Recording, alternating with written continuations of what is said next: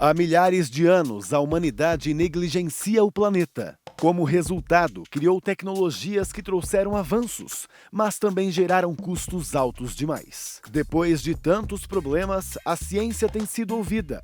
É preciso desacelerar, talvez até parar para recomeçar. A bioeconomia é um trunfo do Brasil, o país que tem 20% da biodiversidade da Terra, ou seja, novos alimentos, biocombustíveis, bioativos para as indústrias farmacêutica e cosmética. Literalmente, um mundo de possibilidades. Quem vem nos contar mais é uma referência mundial, cientista membro da Royal Society, o brasileiro Carlos Nobre. Hoje, já há muitos estudos que mostram que o grande potencial econômico da floresta amazônica é mantê-la de pé e explorar a riqueza da biodiversidade. E também quem desenvolve projetos nos nossos diferentes biomas, Helene Menu. São diversos motivos, produtos, serviços que a gente tenha, né, então, na engenharia, que se inspira desses produtos naturais, né, dessa natureza toda. Então é por isso que é fundamental, né, de fato, a gente conservar para conhecer minimamente, conseguir extrair essa diversidade, essa inspiração, desenvolver novos produtos, novos serviços. Esse é o momento do Foco ESG.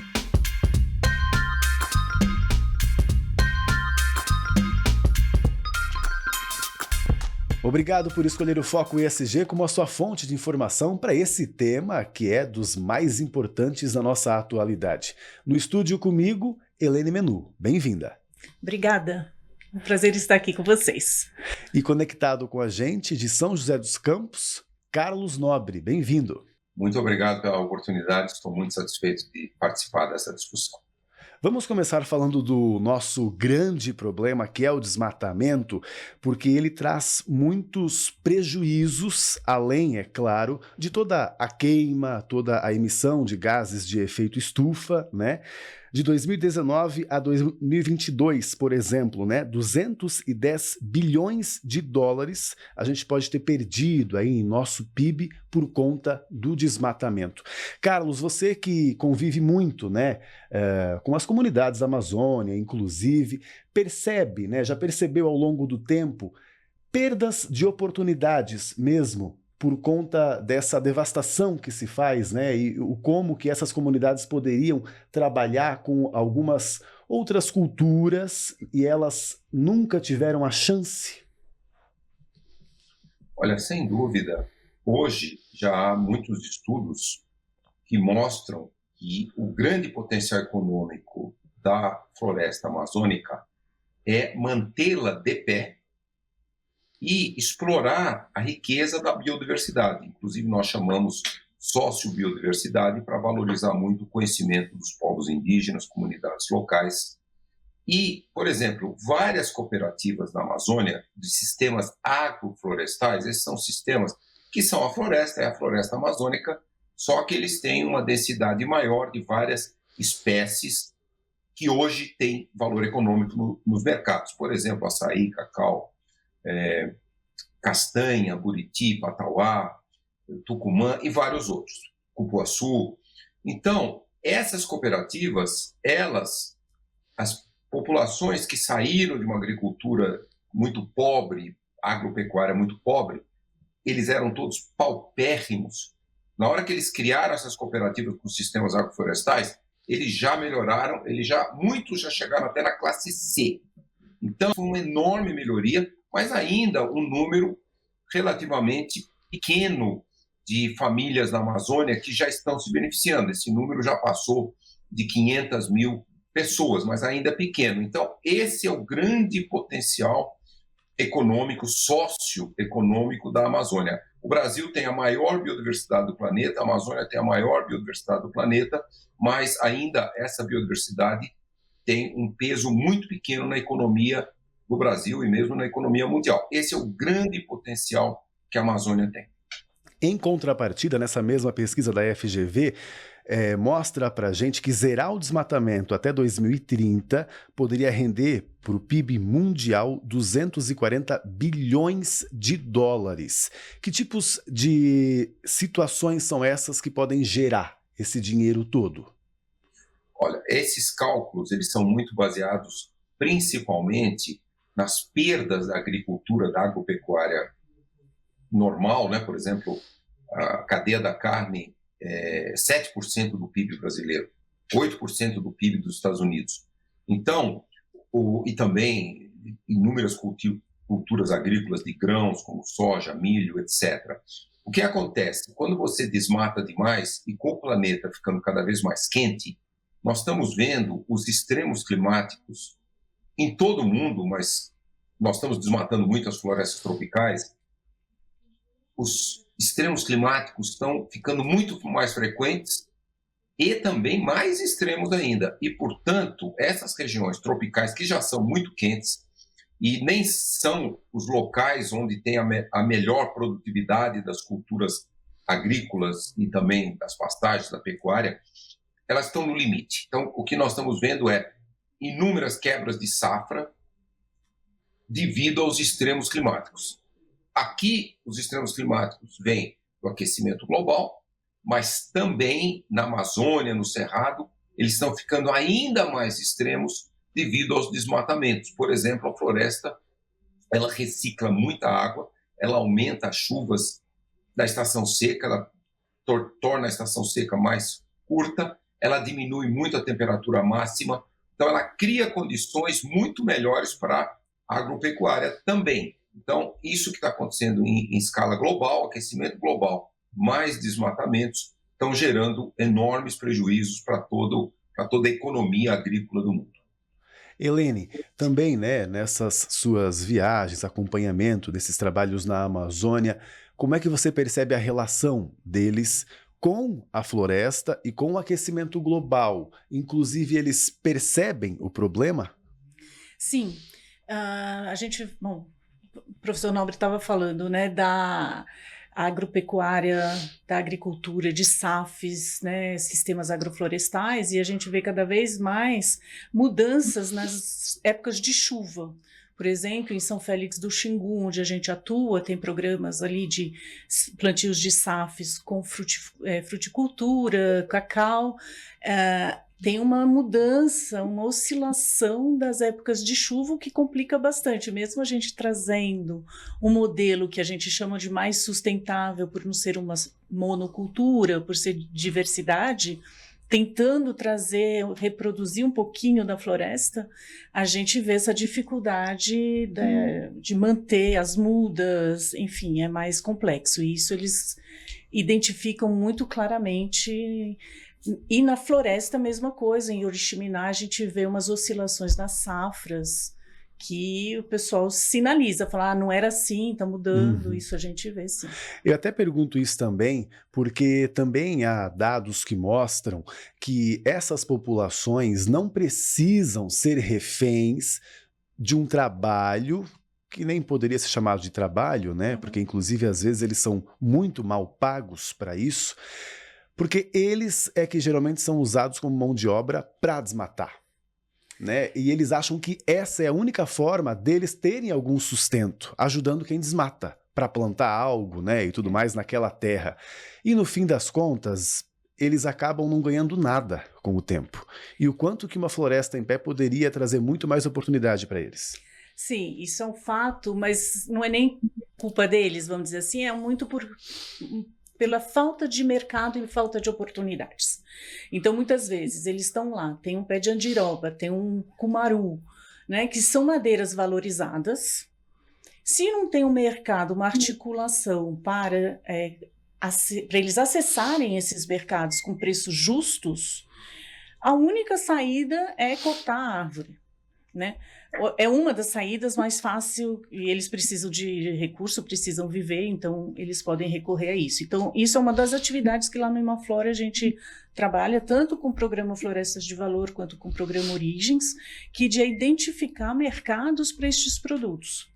Então, por exemplo, um cumaru, em uma safra, né, em 2, 3 safras, o que eles recolhem de sementes de amêndoas que eles vendem para o mercado cosméticos é o equivalente ao valor da árvore, da madeira, ali comprada diretamente de madeireiro. Então, tudo que vem, né, uma árvore vai produzir 20, 30 anos, então são 18 anos que eles continuam conseguindo faturar com aquela mesma árvore que eles não conseguiriam. O grande problema é o acesso ao mercado. Como que a gente mobiliza, organiza, paga um preço justo, né? Leva o mercado até lá. Por exemplo, tem muito cumaru na região de Alenquer, Oriximiná. Mas hoje é relativamente fácil atravessar os rios e chegar lá. 20 anos atrás isso não era factível. As pessoas paravam em Santarém, né, para negociar, então não tinha negociação direta com os produtores, tinha que ser com atravessadores, que esses atravessadores também não pagavam preço justo lá na ponta. Então a gente vê uma evolução enorme nesse mercado de 20 anos para cá, né, e trazendo oportunidades para essa turma e garantindo a manutenção da floresta em pé, porque sem mercado não tem como, né? A gente poderia ter muito mais, né? Inclusive nesse desenvolvimento sustentável, um termo que surgiu mais ou menos quando o Brasil sediou uma das primeiras COPs, né? No caso foi a Eco 92, ou seja, 30 anos, e nesses 30 anos, né, Carlos, a gente viu pouca evolução, principalmente dos nossos governos, incentivando esses trabalhos na Amazônia, como vocês fazem justamente sem incentivo às vezes. Olha, de fato, o que nós tivemos um grande sucesso na redução dos desmatamentos no governo Lula e também no governo Dilma. Nós reduzimos de 2004 para 2012 83% do desmatamento em toda a Amazônia brasileira. Estávamos indo muito na direção correta, um ataque ao crime organizado, que é principalmente associado com o desmatamento, por mais que vocês falaram os empregados que vão desmatar, mas olha, aquilo é uma miséria. O Ministério da Justiça já pegou muitos casos de escravização dessas pessoas lá na Amazônia, então não dá para nem dizer, eles são pobres coitados que ganham menos que salário mínimo, então não é por aí. E ali houve uma grande redução. Naquela época, 2004 até 2014, a produção de gado e de soja da Amazônia dobrou. Portanto, mostrou que não tinha nenhuma relação entre desmatamento e aumento da produção até da agricultura tradicional. Mas, infelizmente, aquilo parou. E era um momento que se buscava qual é a solução, porque a solução não é só zerar o desmatamento, você tem que fazer isso, é uma obrigação. A degradação também, nos últimos 10 anos, a área degradada foi o dobro da área desmatada, mas nós temos que criar essa nova bioeconomia. Então, esse é o grande desafio. A atual ministra Marina Silva, que era ministra lá atrás, em 2008, ela tinha feito um plano, chamava o Plano Amazônia Sustentável, PAS, que ela queria fazer um grande projeto ao redor da BR-163, ali que vai de Cuiabá até Santarém, para essa nova bioeconomia.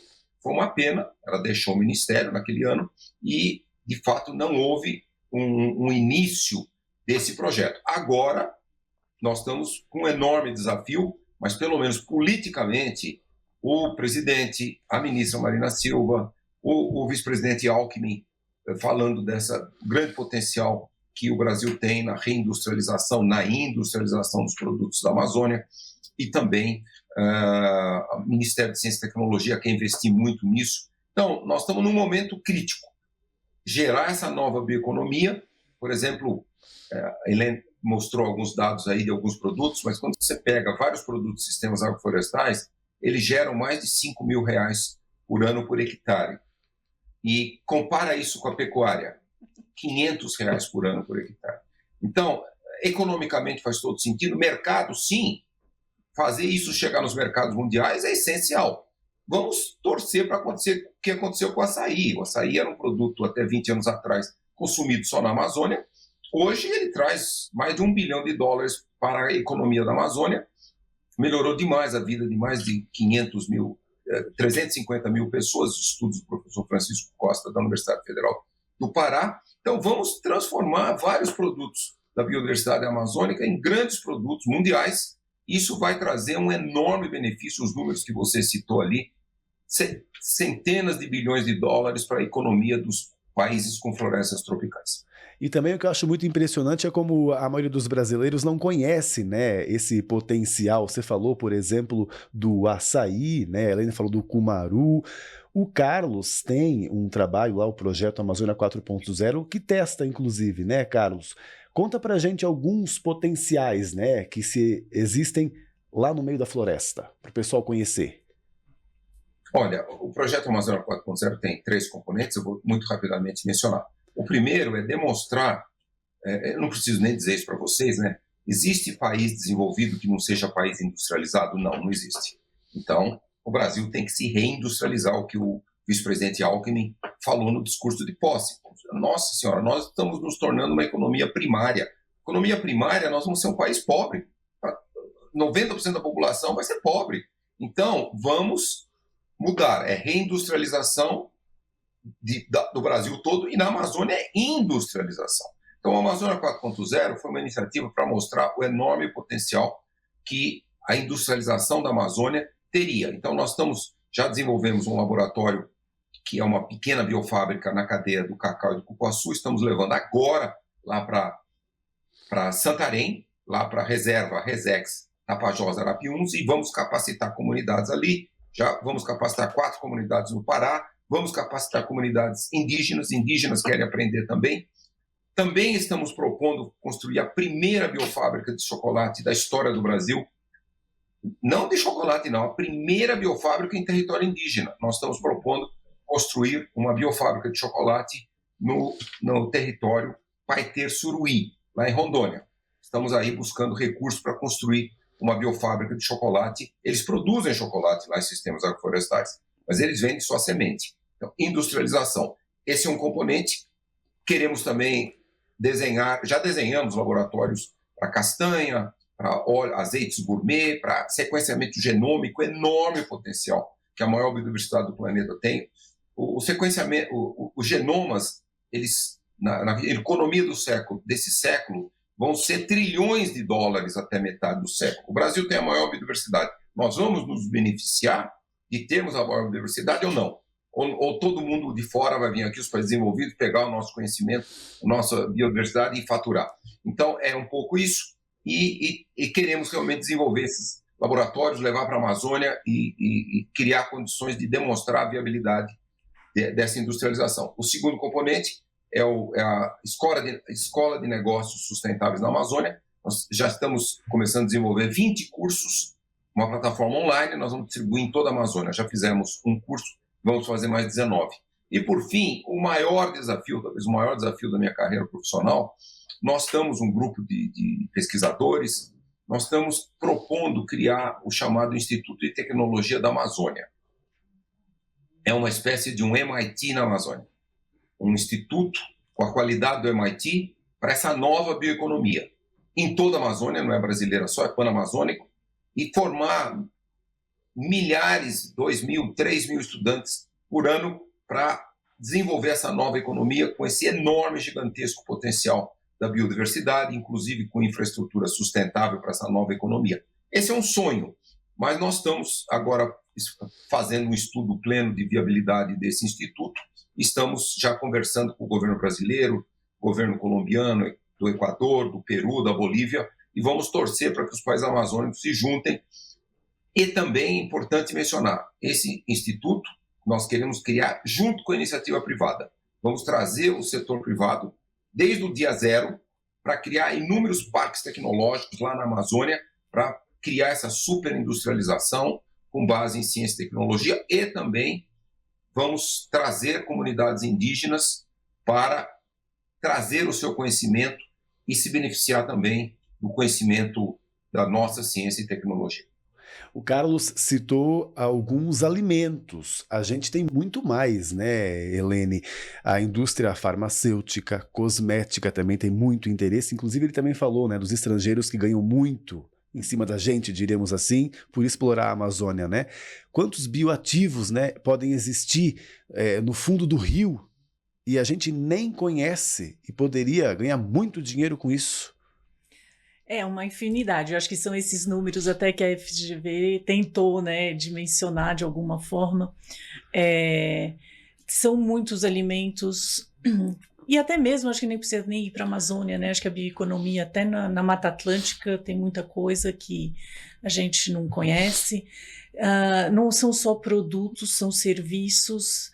A gente vê aquela biomimética, né? Um tema que também as empresas, né, se inspiram da natureza, da biodiversidade para desenvolver novos produtos, então novas fibras com as teias de aranhas, carros ou aviões que têm a mesma aerodinâmica que gaviões, enfim, são diversos motivos, produtos, serviços que a gente que tenha, né, então, na engenharia, que se inspira desses produtos naturais, né, dessa natureza toda. Então é por isso que é fundamental, né, de fato, a gente conservar para conhecer minimamente conseguir extrair essa diversidade, essa inspiração, desenvolver novos produtos, novos serviços. Então isso é um mundo, né, desconhecido e é sem fim e um valor, eu acho que não tem nem como valorar isso. E são várias pontas também, né? O Carlos também citou algo muito importante, que é a capacitação dessas comunidades, né, que eles têm feito. Aí você citou agora também a parte da pesquisa científica também, que são aqueles profissionais super gabaritados, né, como vocês, por exemplo, que vão lá também descobrir algo, né, e tal. A gente precisa de mais políticas públicas? Sem dúvida, acho que precisa de políticas públicas adaptadas à realidade local. Eu acho que a gente precisa rever também muito a estrutura comercial, por exemplo, uma cooperativa, uma comunidade precisa ter uma cooperativa para comercializar. Gente, uma cooperativa é muito complexa a gestão. Eu não dou conta, você me entrega uma cooperativa, ela vai falir, não vou dar conta, né? Então, eu acho que a gente precisa ver isso tudo, né? Facilitar, desburocratizar, não vale só para os serviços ou o lado urbano do país, né? Eu acho que isso vale também para as comunidades, e principalmente para as comunidades rurais, que não têm acesso à educação. Melhorou, porque hoje a gente consegue fazer algumas coisas online, ok, mas nem todo mundo tem acesso também à internet, né? Às vezes está todo mundo debaixo do pé de árvore, ou no meio do rio, às vezes vai todo mundo, você vai ver ter um monte de barcos no meio do rio, porque lá tem sinal. Então, precisa trazer toda essa infraestrutura, facilitar o acesso ao conhecimento. As pessoas lá são sedentas, né, para conhecimento, os jovens, a gente precisa mobilizar muito também essa turma, mas é uma turma mega capaz, só precisa levar o conhecimento da ferramenta para eles correrem atrás, né? Isso acho que é fundamental dentro desse arcabouço todo de Amazônia ou lugares remotos desse país, né, que é gigante. Já que a gente está falando, né, de valores tão altos, tanto para baixo quanto para cima, né, e também de tantas oportunidades e também perdas, para a gente encerrar, Carlos, cita para a gente o que atualmente incomodou você nesse trabalho que tem feito.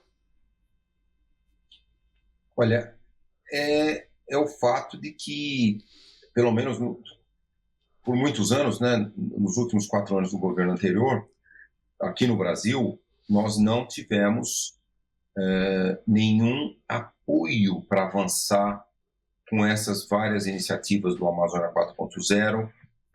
Ao contrário, era uma busca de um modelo que não via valor nenhum na floresta em pé e queria tirar, voltou um discurso, até daquele ex-ministro do meio ambiente, um discurso lá dos anos 70, na época do governo militar, que a floresta não tinha valor nenhum.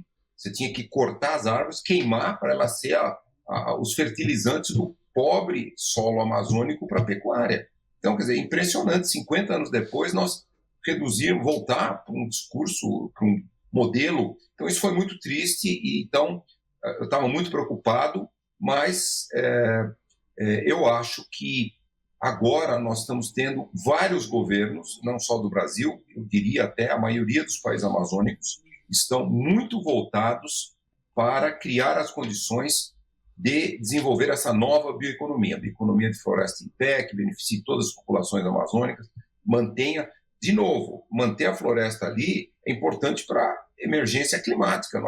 Nós não vamos perder esses gases de efeito estufa, nós vamos restaurar muito da Amazônia e aí vai recuperar, tirar muito gás carbônico da atmosfera. Então, esse é o futuro. Então, vamos dizer assim, eu fiquei muito preocupado esses anos, mas agora eu estou bastante otimista, que eu senti claramente a maioria dos países amazônicos querem encontrar esses caminhos. Então, nós temos que trabalhar juntos para encontrar esses caminhos.